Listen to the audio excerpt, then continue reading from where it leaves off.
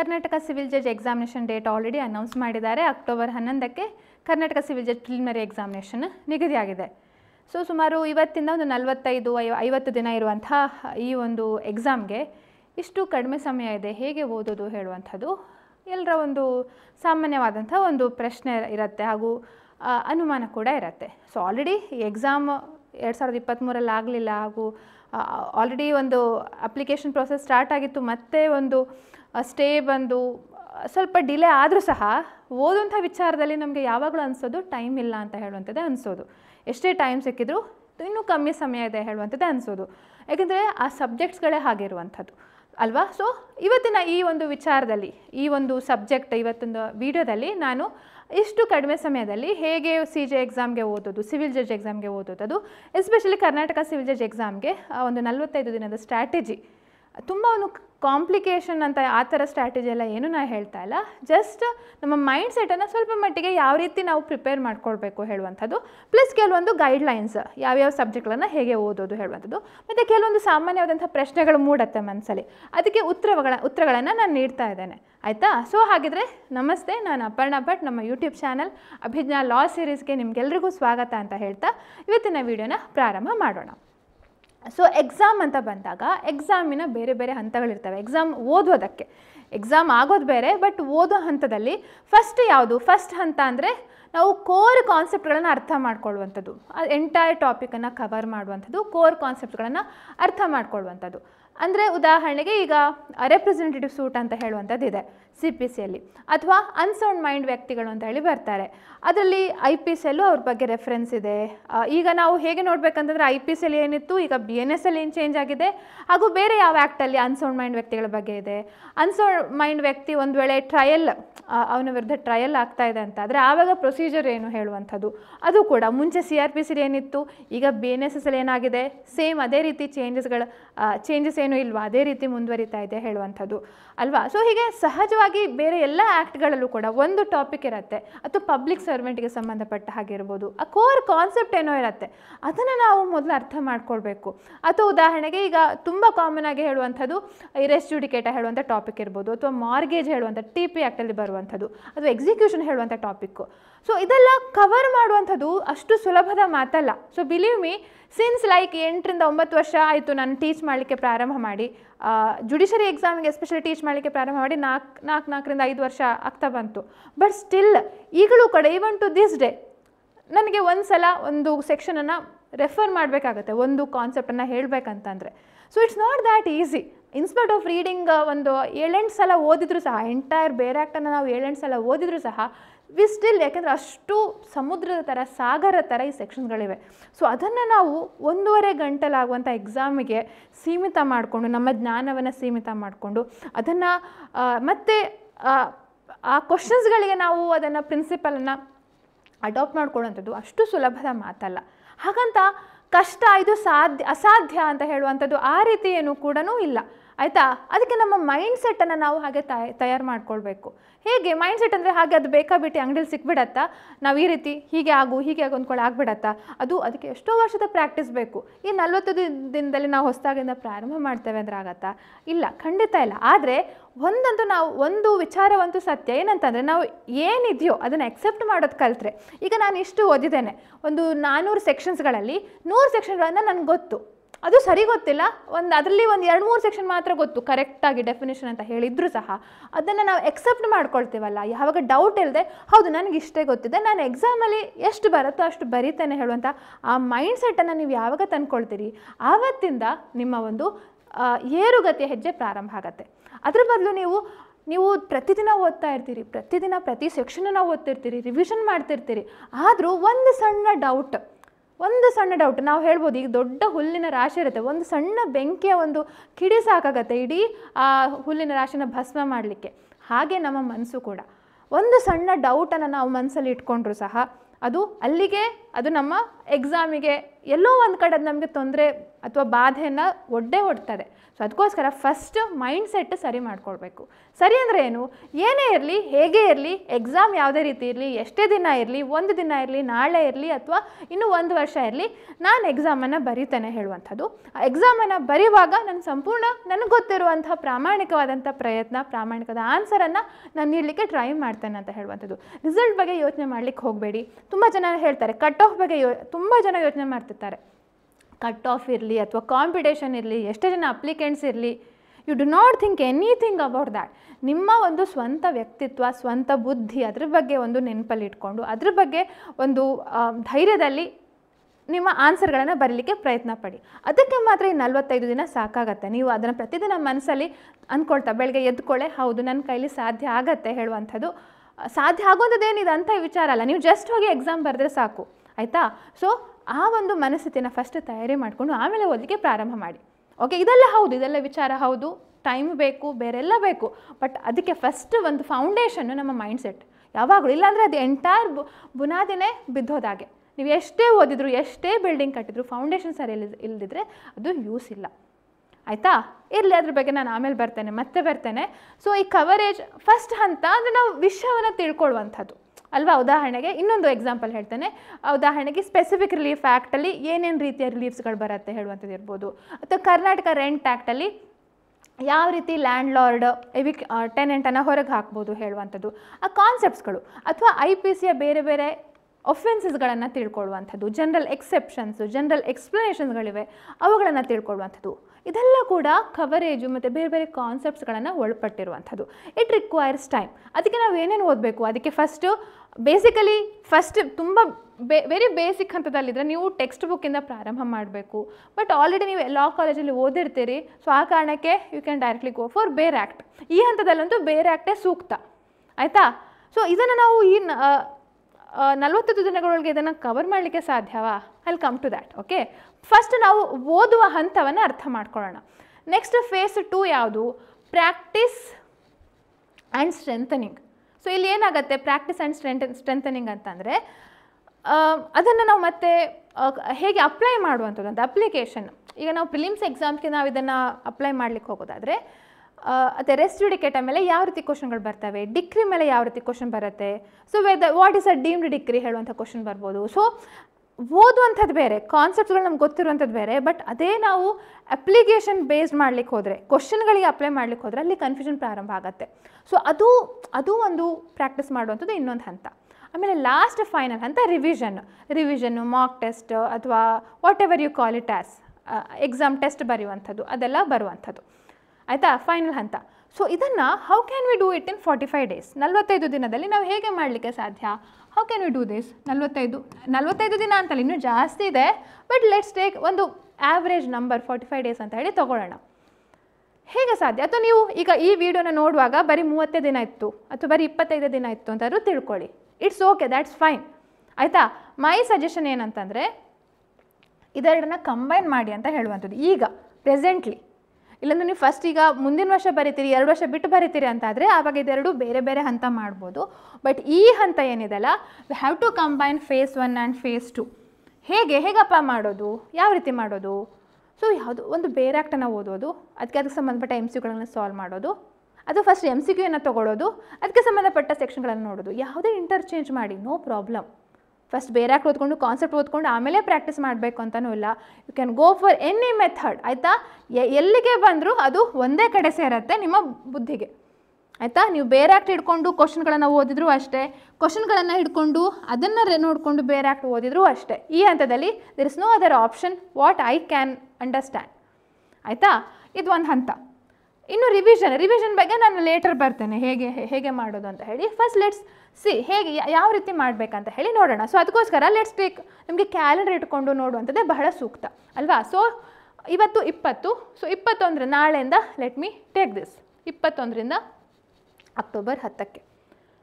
So ಇಲ್ಲಿ October 10 ಏನಿದೆಲ್ಲ, October 1ರಿಂದ 10 let's take it for revision. Last ಆ ಒಂದು 10 ದಿನ ಇದೆಲ್ಲ, ಅದನ್ನು ನಾವು ಅಷ್ಟು ದಿನಗಳು ರಿವಿಷನ್ಗೆ ಅಂತ ಹೇಳಿ ಬಿಟ್ಬಿಡೋಣ.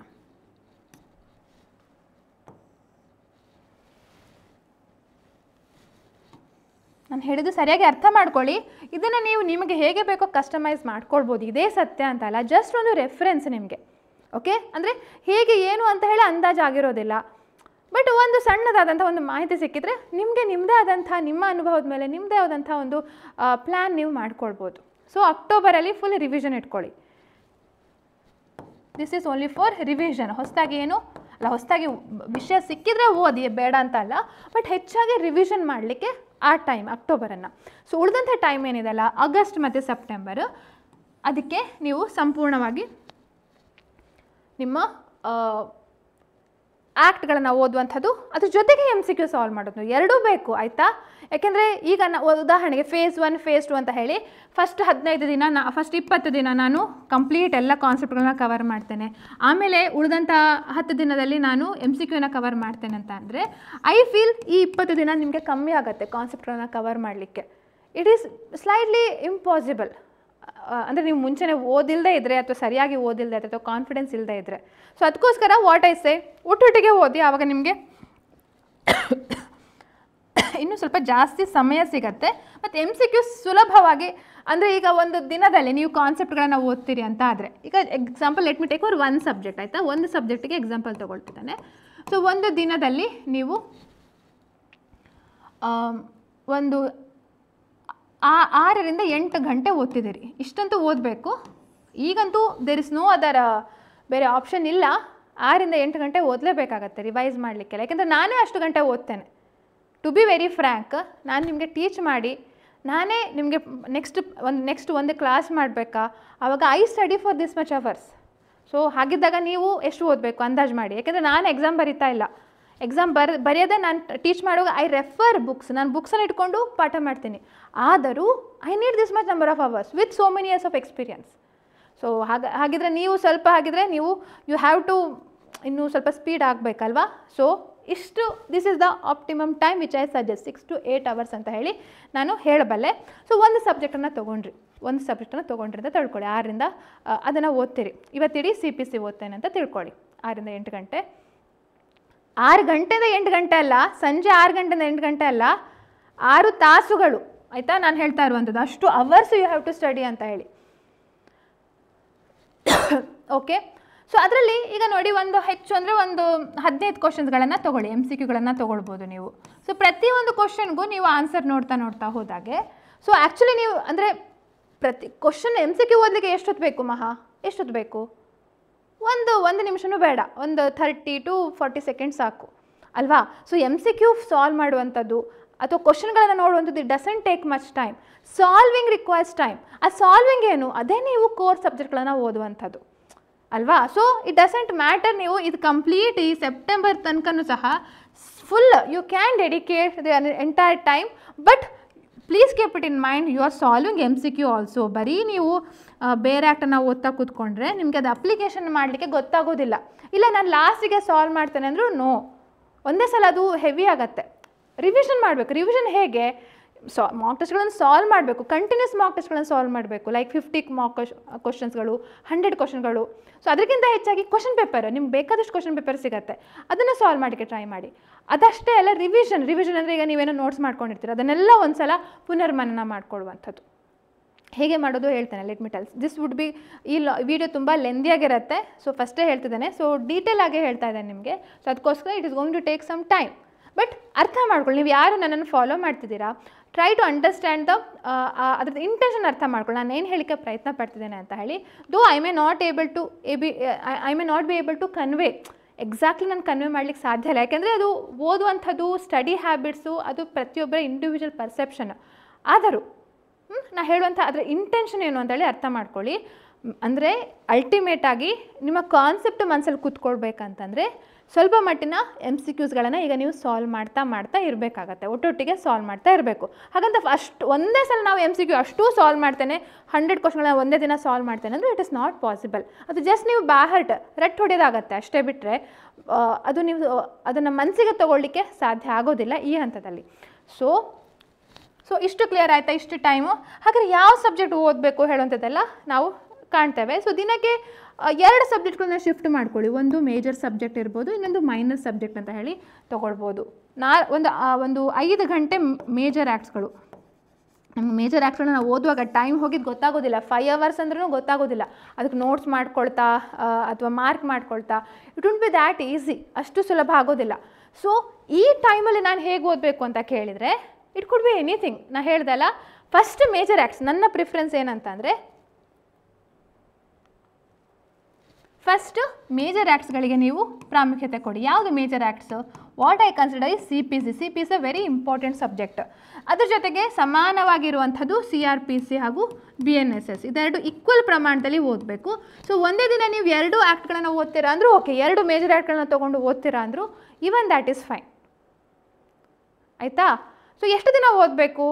ಇದಕ್ಕೆ ಟೈಮ್ ಇಲ್ಲ. ಬಟ್ ನೀವು ಇಲ್ಲಿ ನಾವು ನೋಡಿದ್ರೆ 1 ವಾರ ಅಂತೇಳಿ ನೀವು ಅಲಾಟ್ ಮಾಡ್ಬೋದು, ಅಥವಾ ಒಂದು 7 to 10 days ನೀವು ಅಲಾಟ್ ಮಾಡ್ಬೋದು ಒಂದೊಂದಕ್ಕೆ. This is the maximum number of days which is going to consumed. ಇದು 2 ಆ್ಯಕ್ಟ್ಗಳಿಗೆ ತುಂಬ ಕನ್ಸ್ಯೂಮ್ ಆಗುತ್ತೆ ಟೈಮು. ಆಮೇಲೆ IPC, BNS, ಕಾನ್ಸ್ಟಿಟ್ಯೂಷನ್ನು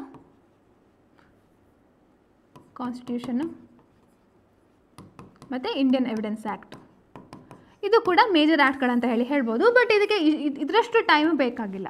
ಈ 2 ಪ್ರೊಸೀಜರ್ ಲಾಸ್ನಷ್ಟು ಬೇಕಾಗಿರುವಂಥ ಸಮಯ ಇಲ್ಲಿ ಬೇಕಾಗಿಲ್ಲ. ಕಾನ್ಸ್ಟಿಟ್ಯೂಷನ್ಗೆ ಸ್ವಲ್ಪ ಕೇಸ್ ಲಾಸ್ಗಳದ್ದು ಓದುವಂಥ ಅವಶ್ಯಕತೆ ಇರುತ್ತೆ. ಅದನ್ನ ಹೊರತುಪಡಿಸಿ ಜಸ್ಟ್ ಆರ್ಟಿಕಲ್, ಜಸ್ಟ್ ನೀವು ನಾಲೆಜ್ ಬೇಸ್ಡ್ ಇದು.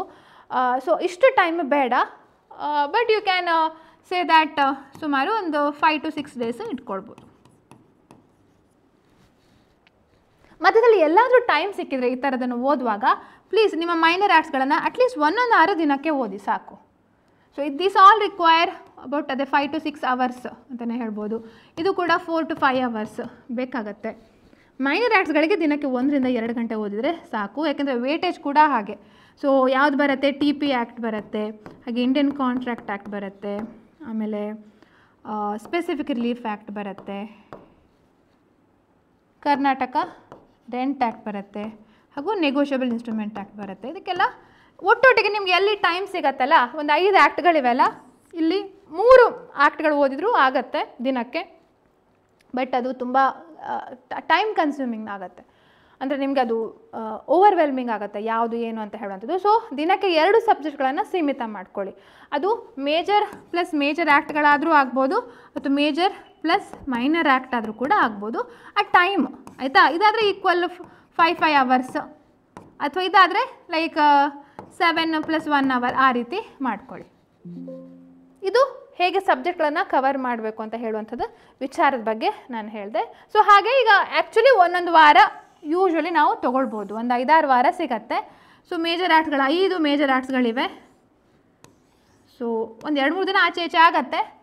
5 ಮೇಜರ್ ಆ್ಯಕ್ಟ್ಸ್ಗಳಿಗೆ 1 ವಾರ ಅಂತ ತೊಗೊಂಡ್ರು, ಉಳಿದಂಥ ಸಣ್ಣ ಸಣ್ಣ ಮೈನರ್ ಆ್ಯಕ್ಟ್ಗಳು ಅವುಗಳ ಜೊತೆಗೆ 5 ವಾರದಲ್ಲಿ ಕಂಪ್ಲೀಟ್ ಆಗುತ್ತೆ. ಸೊ 5-6 ವಾರದಲ್ಲಿ ನಾವು ಇದನ್ನು ಕವರ್ ಮಾಡ್ಬೋದು.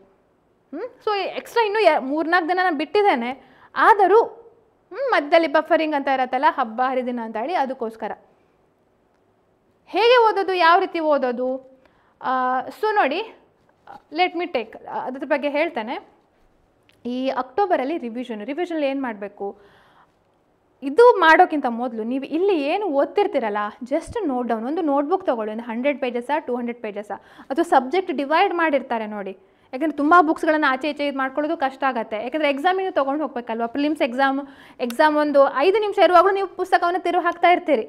ಹಾಗೆ ಮಾಡಬಾರ್ದು ಆ್ಯಕ್ಚುಲಿ. ಬಟ್ ಆದರೂ ಮನಸ್ಸು ಕೇಳೋದಿಲ್ಲ, ಅದನ್ನು ಒಟ್ಟು ಓದ್ತಾ ಇರ್ತೀರಿ. ಸೊ ಆವಾಗ ನಿಮಗೆ ಬರ್ಡನ್ ಆಗಬಾರ್ದು.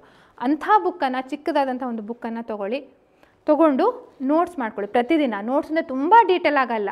ಈಗ ಉದಾಹರಣೆಗೆ ಸೆಂಟ್ರಲ್ ಗೌರ್ಮೆಂಟ್ ಅಂತ ಇದ್ದೆ, ಸೊ CG ಚಿಕ್ಕದು ನಿಮ್ಗೆ ಅರ್ಥ ಆಗುವಂಥದ್ದು ಅಲ್ವಾ. ಈಗ ಭಾರತೀಯ ನಾಗರಿಕ ಸುರಕ್ಷಾ ಸಮಿತಿ ನೀವೇನು ಬರೀತೀರಿ? BNSS ಅಂತ ಹೇಳಿ ಬರೀತೀರಿ ಅಲ್ವಾ. ಸೊ ಅದೇ ರೀತಿ ಹಾಗೆ ಚಿಕ್ಕದಾಗಿ ಶಾರ್ಟ್ ಫಾರ್ಮೆಟಲ್ಲಿ ಬರ್ಕೊಂಡ್ರೆ ಸಾಕಾಗತ್ತೆ. ಇಂಪಾರ್ಟೆಂಟ್ ಸೆಕ್ಷನ್ಸ್ಗಳು, ಇಂಪಾರ್ಟೆಂಟ್ ಇಂಗ್ರೀಡಿಯೆಂಟ್ಸು, ಇಂಪಾರ್ಟೆಂಟ್ ಕೀವರ್ಡ್ಸು, ಇದನ್ನು ಬರ್ಕೊಳ್ತಾ ಹೋದರೆ ಸಾಕು. ಸೊ ಆ ಟೈಮಲ್ಲಿ ಇದು ಮಾಡುವಂಥದ್ದು ಬಹಳ ಮುಖ್ಯ. ಈ ಟೈಮಲ್ಲಿ ಆವಾಗ ಮಾತ್ರ ನಿಮಗೆ ರಿವಿಷನ್ನು ಇದು ಎಫೆಕ್ಟಿವ್ ಆಗುತ್ತೆ. ಇಲ್ಲಾಂದರೆ ಮತ್ತೆ ನೀವು ಹೊಸದಾಗಿ ಎಲ್ಲಿಂದ ಓದ್ತೀರಿ? How do you do that?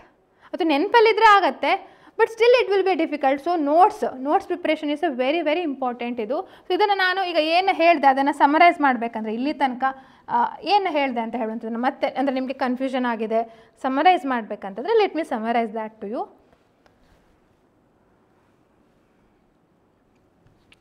So ಒಂದು ಫಸ್ಟ್ ಲಾಸ್ಟ್ ವೀಕ್ ಅಥವಾ ಅಕ್ಟೋಬರಲ್ಲಿ keep it for revision, that is for revision.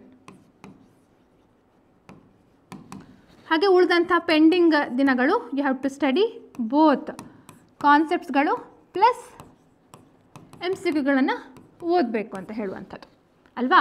Plus ದಿನಕ್ಕೆ ಒಂದು 7 ರಿಂದ 8 ಗಂಟೆ ಓದಿ, 6 ರಿಂದ 8 ಗಂಟೆ, 7 ರಿಂದ 8 ಗಂಟೆ ಓದಬೇಕು. ಅದರಲ್ಲಿ you may cover major act plus minor act ಆಗ್ಬೋದು, ಅಥವಾ 2 ಮೇಜರ್ ಆ್ಯಕ್ಟ್ಗಳನ್ನ ಒಟ್ಟಿಗೆ ಓದ್ತೀರಿ ಅಂದರೂ ಆಗ್ಬೋದು. ಮೇಜರ್ ಆ್ಯಕ್ಟ್ಸ್ಗಳಿಗೆ ಮ್ಯಾಕ್ಸಿಮಮ್ ಲೈಕ್ 90% ಟೈಮು ಮೇಜರ್ ಆ್ಯಕ್ಟಿಗೆ, ಉಳಿದಂಥ 10% ಟೈಮು ಮೈನರ್ ಆ್ಯಕ್ಟಿಗೆ ಕೊಡಬೇಕು. 2 ಮೇಜರ್ ಆ್ಯಕ್ಟ್ಗಳನ್ನ ಓದ್ತಾ ಇದ್ದೀರಿ ಅಂತಂದರೆ 55% ಮೇಜರ್ ಆ್ಯಕ್ಟ್ಗಳಿಗೆ ಕೊಡಬೇಕು ಅಷ್ಟೇ. That is the difference. ಆಯಿತಾ, ಇದು ಒಂದಾಯಿತು. ಹಾಗೆ ಇನ್ನೊಂದೇನು, prepare notes, shortcut notes, short form notes ಮಾಡಿಟ್ಕೊಳ್ಳಿ. ಶಾರ್ಟ್ ಫಾರ್ಮ್ ನೋಟ್ಸನ್ನು ಮಾಡಿ. ಆಯಿತಾ. ಸೊ ಇದು ಒಂದು ಬೇಸಿಕ್. ಇದು ಹಾಗಿದ್ರೆ ನೋಡೋಣ. ಸಹಜವಾಗಿ ನಿಮಗೆ ಕ್ವಶನ್ಗಳು ಮೂಡ್ತಾ ಹೋಗ್ತಾವಲ್ವಾ ಈ ಎಕ್ಸಾಮ್ಗೆ ಸಂಬಂಧಪಟ್ಟಾಗೆ, ಒಂದೊಂದೇ ಆನ್ಸರ್ ಮಾಡ್ತಾ ಹೋಗೋಣ. So whether 45 days enough to cover the whole syllabus cover ಮಾಡಲಿಕ್ಕೆ ಸಾಧ್ಯ ಇಲ್ಲ, ಖಂಡಿತವಾಗಿಯೂ ಸಾಧ್ಯ ಇಲ್ಲ. ನೀವು 24 ಗಂಟೆ ಓದಿದ್ರು ಸಹ ಆ ಬೇರೆ ಆ್ಯಕ್ಟ್ನ ಸೆಕ್ಷನ್ ಎಲ್ಲ ಓದ್ಕೊಂಡು ಇದು ಮಾಡಲಿಕ್ಕೆ ಸಾಧ್ಯ ಇಲ್ಲ. So what we are doing, we are studying only important subject, important ಪಾಯಿಂಟ್ಸ್ಗಳು. ಆ ಇಂಪಾರ್ಟೆಂಟ್ ಪಾಯಿಂಟ್ಸ್ಗಳು ಹೇಗೆ ಗೊತ್ತಾಗ್ತವೆ ನಮಗೆ, ಕ್ವಶನ್ಸ್ಗಳನ್ನ ಸಾಲ್ವ್ ಮಾಡ್ತಾ ಗೊತ್ತಾಗುತ್ತೆ. ಅದಕ್ಕೆ ಟೈಮ್ ಸಾಕಾಗ್ಬೋದು ಅಂತ ಹೇಳ್ಬೋದು. ಒಂದು 10 ಕ್ವಶನ್ ಪೇಪರ್ಗಳಂತೂ ನೀವು ಸಾಲ್ವ್ ಮಾಡಲಿಕ್ಕೆ ಸಾಧ್ಯ ಆಗುತ್ತೆ. ದಿನಕ್ಕೆ ಒಂದು 20-25 ಕ್ವಶನ್ಗಳನ್ನ ಸಾಲ್ವ್ ಮಾಡ್ತೀರಿ ಅಂತ ಆದರೂ ಇಟ್ ಈಸ್ ಪಾಸಿಬಲ್. ಆಯಿತಾ. ಹೋಲ್ ಸಿಲೆಬಸ್ ನಮ್ಮ ಕೈಲಿ ಆಗತ್ತೆ ಹೇಳುವಂಥ ಇದನ್ನು ಮಿಥ್ಯೆನ ಬಿಟ್ಟುಬಿಡಿ, ಎಷ್ಟು ಸಾಧ್ಯವೋ ಅಷ್ಟು ಓದ್ಕೊಳ್ಳೋಣ ಅಂತ ಹೇಳಿ ನೋಡೋಣ. Next, which subject should I prioritise in this short time. So ಇದನ್ನು ನಾನು ಆಲ್ರೆಡಿ ಹೇಳಿದ್ದೇನೆ. ಫಸ್ಟ್ ಪ್ರಯಾರಿಟಿ CPC ಮತ್ತು BNSS ಫಸ್ಟ್ ಪ್ರಯಾರಿಟಿ. ಅದ್ರ ನಂತರ ಕಾನ್ಸ್ಟಿಟ್ಯೂಷನು ಬೇಡ, ಕಾನ್ಸ್ಟಿಟ್ಯೂಷನ್ ಸ್ವಲ್ಪ 5ನೇ ಪ್ರಯಾರಿಟಿಗೆ ಹೋಗುತ್ತೆ. ಇಂಡಿಯನ್ ಎವಿಡೆನ್ಸ್ ಆ್ಯಕ್ಟ್ ಹಾಗೂ ನಮ್ಮ ಇದು ಭಾರತೀಯ ನ್ಯಾಯ ಸಂಹಿತೆ ಅದು ಫಸ್ಟ್ ಟಾಪ್ 5 ಪ್ರಿಫರೆನ್ಸಲ್ಲಿ ಬರುವಂಥದ್ದು. ಆಮೇಲೆ ಮೈನರ್ ಆರ್ಟ್ಸ್ಗಳು.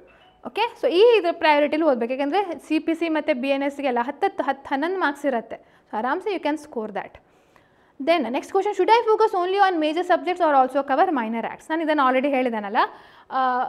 ಈಗ ನೀವು ಮೇಜರ್ ಆ್ಯಕ್ಟ್ಸ್ ಒಂದು ಇದೇನಂತಂದರೆ, ಈಗ ಒಂದೇ ಸಲ ನೀವು 2 ಮೇಜರ್ ಆ್ಯಕ್ಟನ್ನು ಓದ್ತಾ ಹೋಗ್ಬೋದು. ಬಟ್ ಅದು ಓದ್ತಾ 5 ಮೈನರ್ ಆ್ಯಕ್ಟನ್ನು ಬಿಟ್ಬಿಡ್ತೀರಿ, ಮರ್ತೇ ಹೋಗುತ್ತೆ. ಸೊ ಹಾಗೆ ಆಗಬಾರ್ದು ಹೇಳೋದಕ್ಕೆ ಒಂದು ದಿನ ಮೇಜರ್ ಆ್ಯಕ್ಟು ಮತ್ತು ಅದ್ರ ಜೊತೆ ಸಣ್ಣ ಮೈನರ್ ಆ್ಯಕ್ಟ್ ಓದಿ ಅಂತ ಹೇಳೋದು. If you are able to balance, ನಿಮಗೆ ಬ್ಯಾಲೆನ್ಸ್ ಮಾಡಲಿಕ್ಕೆ ಸಾಧ್ಯವಾ, ಕರೆಕ್ಟ್ ಒಂದು 20-25 ದಿನ ಆದ ಕೂಡಲೇ ಮೈನರ್ ಆ್ಯಕ್ಟನ್ನು ತೊಗೊಳ್ತೀರಿ ಅಂತ ಆದರೆ ಆವಾಗ ಈಗ ಫುಲ್ ಮೇಜರ್ ಆ್ಯಕ್ಟ್ಗಳನ್ನು ಓದ್ಬೋದು. ಇಟ್ ಡಿಪೆಂಡ್ಸ್ ಆನ್ ಯೋರ್ ಇದು. ಆಯಿತಾ. ಬೇರೆ ಬೇರೆ ತರಹದ ವಿಚಾರಧಾರೆ ಇರುವಂಥ ವ್ಯಕ್ತಿಗಳಿರ್ತಾರೆ. ಸೊ ನಿಮಗೆ ಯಾವ್ದು ಸೂಟ್ ಆಗುತ್ತೆ ನೀವು ನೋಡ್ಕೊಳ್ಳಿ. ಹಾಗೆ how much important should I give to Karnataka specific laws. Karnataka specific laws ಒಂದೇ ಇರುವಂಥದ್ದು, ಕರ್ನಾಟಕ ರೆಂಟ್ ಆ್ಯಕ್ಟ್. ಬಟ್ ಈಗ ಈ ಸಲ ಏನಾಗಿದೆ, CPCಯಲ್ಲಿ ಅಮೆಂಡ್ಮೆಂಟ್ ಆಗಿದೆ, ಕರ್ನಾಟಕ ಅಮೆಂಡ್ಮೆಂಟ್ ಆಗಿದೆ. ಸೊ ಅದಕ್ಕೆ ಕೂಡ ಸ್ವಲ್ಪ ಒತ್ತು ಕೊಡಬೇಕು ನೀವು. ಅದು ಬಿಟ್ಟರೆ ಕರ್ನಾಟಕ ರೆಂಟ್ ಆ್ಯಕ್ಟ್, ಅದ್ರಲ್ಲಿ ಒಂದು 3-4 ಕ್ವಶನ್ ಕೇಳ್ಬೋದು. ಪಾಸಿಬಲ್ ಚಾನ್ಸಸ್ ಇದೆ CPC ಅಮೆಂಡ್ಮೆಂಟ್ ಮೇಲೆ ಕ್ವಶನ್ ಬರುತ್ತೆ ಅಂತೇಳಿ, ಅದನ್ನು ಕೂಡ ಒಂದು ನೋಡ್ಕೊಳ್ಳಿ. With only 45 days left for prelims, should I also start preparing for mains now or focus only on prelims? ಇದು ಬಹಳ ಇಂಪಾರ್ಟೆಂಟ್. ಇದು ನೋಡಿ, ಮೇನ್ಸಿಗೆ ಆಮೇಲೆ ತುಂಬ ಟೈಮ್ ಸಿಗೋದಿಲ್ಲ. ಆಯಿತಾ. ಈಗ ಅಕ್ಟೋಬರ್ 11ಕ್ಕೆ ಪ್ರಿಲಿಮ್ಸ್ ಆಯಿತು ಅಂತಂದರೆ ಪ್ರಾಬಬಲಿ ಇನ್ನು ನವಂಬರ್ ಫಸ್ಟ್ ಮಧ್ಯದಲ್ಲಿ ಇನ್ ಮಿಡ್ಲ್ ಮೇನ್ಸ್ ಆಗಿಬಿಡ್ಬೋದು. ಸೊ ಟೈಮ್ ಇಲ್ಲ. ಆವಾಗ ನೀವು ಟ್ರಾನ್ಸ್ಲೇಷನ್, ಜಡ್ಜ್ಮೆಂಟ್ ರೈಟಿಂಗ್ ಕೂಡ ನೋಡಬೇಕು. ಬಟ್ ಅಲ್ಲಿರುವಂಥ ಲಾ ಪೇಪರ್ 1 ಸಬ್ಜೆಕ್ಟ್ ಏನಿದೆಲ್ಲ ಅದರಲ್ಲಿ ಏನು ಸಬ್ಜೆಕ್ಟ್ ಈಗ ನೀವು ಓದ್ತಿದ್ದೀರಿ, ಪ್ರಿಲಿಮ್ಸಿಗೆ 4 ಆ್ಯಕ್ಟ್ಗಳು ಸೇಮ್. ಯಾವುದು, CPC, BNSS, BSA ಹಾಗೂ ಕಾನ್ಸ್ಟಿಟ್ಯೂಷನ್. 4 ಆ್ಯಕ್ಟ್ಗಳು ಸೇಮ್ ಇರುವಾಗ ಸೊ ಆದಷ್ಟು ಮೇನ್ಸಿಗೂ ಅಲ್ಲಲ್ಲೇ ಜೊತೆಗೆ ಅದು law paper 1 I suggest law paper 1ಗೆ ನೀವು ಓದ್ತಾ ಹೋದರೆ ನಿಮಗೆ ಸುಲಭ ಆಗುತ್ತೆ. ಓಕೆ.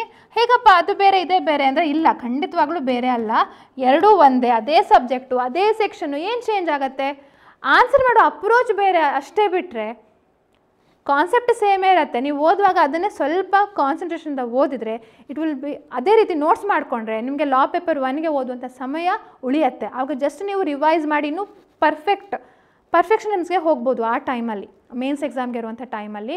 ಮತ್ತು ಇನ್ನೂ ಜಡ್ಜ್ಮೆಂಟ್ ರೈಟಿಂಗ್ಗೆ ಹೆಚ್ಚು ಕಾನ್ಸಂಟ್ರೇಟ್ ಮಾಡ್ಬೋದು. ಸೊ ಅದು ಇದು ಬೇರೆ ಅಲ್ಲ.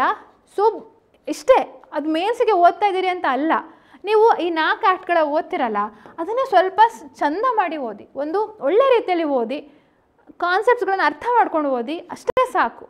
ಈಗ ನಾನು ಮೇನ್ಸಿಗೆ ಓದ್ತಿದ್ದೇನೆ ಅಂತ ಹೇಳಿ ಹಾಗೆ ಸಪ್ರೇಟ್ ಮನಸ್ಥಿತಿ ಮಾಡ್ಕೊಂಡು ಓದಬೇಕಂತ ಅಲ್ಲ, ಬಟ್ ನೋಟ್ಸ್ ಮಾಡಿಕೊಂಡ್ರೆ ಸುಲಭ ಆಗತ್ತೆ. ಓಕೆ, ಸೊ ಇದನ್ನು ಇದರಲ್ಲಿ ಹೇಳಲಿಕ್ಕೆ ಇಷ್ಟಪಡ್ತೇನೆ. ಇನ್ನು ನೆಕ್ಸ್ಟ್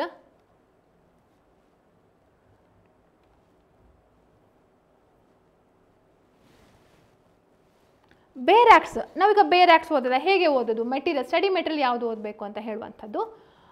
ಅದರಲ್ಲಿ ನಾವು ನೋಡೋದಾದರೆ, should I study bare acts alone or also read text books or commentaries. ಈ ಹಂತದಲ್ಲಿ I won't suggest reading text book ಮತ್ತು ಕಮೆಂಟ್ರೀಸ್ಗಳನ್ನ, ಯಾಕಂದರೆ it's going to consume lot of time ಹೋಗಿದೆ ಗೊತ್ತಾಗೋದಿಲ್ಲ. ಕೆಲವೊಂದ್ಸಲ ಕೆಲವರಿಗೆ ಓದೋ ಹ್ಯಾಬಿಟ್ ಇರುತ್ತೆ.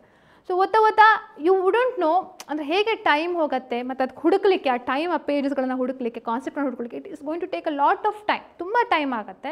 ಸೊ ಅದಕ್ಕೋಸ್ಕರ ಬರೀ ಬೇರ್ ಆ್ಯಕ್ಟ್ಸನ್ನು ಓದಿ ಹೇಳುವಂಥದ್ದನ್ನು ನಾನು ಸಜೆಸ್ಟ್ ಮಾಡ್ತಾ ಇದ್ದೇನೆ ಈ ಹಂತದಲ್ಲಿ. ಓಕೆ, ಇಲ್ಲಾಂದರೆ ನಾರ್ಮಲಿ ಎಲ್ಲ ಇದನ್ನು ಓದಬೇಕು ರೆಗ್ಯುಲರ್ ಪ್ರಿಪೇರ್ ಮಾಡ್ತಾ ಇರೋರು. ಬಟ್ ಈಗ ಪ್ಲೀಸ್ ಸ್ಟಿಕ್ ಟು ಯರ್ ಬೇರ್ ಆ್ಯಕ್ಟ್ಸ್. ಇನ್ನು ಕೆಲವೊಂದು ಪ್ರಿನ್ಸಿಪಲ್ಸ್ಗಳಿರ್ತವೆ, ಅವುಗಳನ್ನ ಬೇಕಾದ್ರೆ ನೀವು ಲಾಸ್ಟ್ 1 ದಿನ 2 ದಿನ, ಅದಕ್ಕೆ ಲಾಸ್ಟ್ ಅಂದರೆ ಅಕ್ಟೋಬರ್ಲಲ್ಲ, ಈ ಕಾನ್ಸೆಪ್ಟ್ ಕವರೇಜ್ ಸಂದರ್ಭದಲ್ಲೇ ಒಂದು 2-3 ದಿನ ಇಟ್ಕೊಳ್ಳಿ. ನಾನು ಈ ಥರ ಪ್ರಿನ್ಸಿಪಲ್, ಈಗ ಕೆಲವೊಂದು ಮ್ಯಾಕ್ಸಿಮ್ ಇರುತ್ತೆ, ಅದೆಲ್ಲ ಬೇರೆ ಆ್ಯಕ್ಟಲ್ಲಿ ಕೊಡೋದಿಲ್ಲ, ಅದೆಲ್ಲ ನಾನು ಟೆಕ್ಸ್ಟ್ ಬುಕ್ಕನ್ನು ಓದಿ ರೆಫರ್ ಮಾಡ್ಕೊಳ್ತೇನೆ ಅಂತ, ಅದಕ್ಕೆ ಸಪ್ರೇಟ್ ದಿನ ಇಟ್ಕೊಂಡ್ಬಿಡಿ.